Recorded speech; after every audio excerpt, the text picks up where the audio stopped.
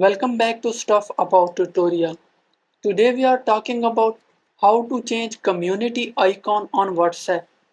Why would you want to know how to change community icon on WhatsApp? Well, maybe it is your first time using WhatsApp and not sure how to change community icon on WhatsApp.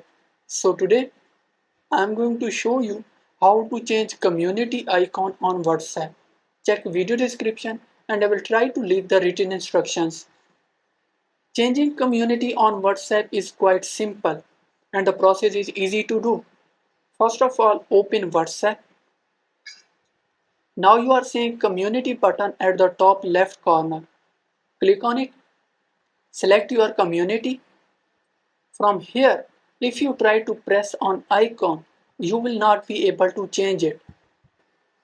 Now click on three dots at the top right corner.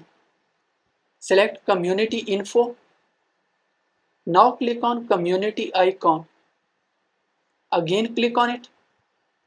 Now select and upload community icon from any of these options. There you go.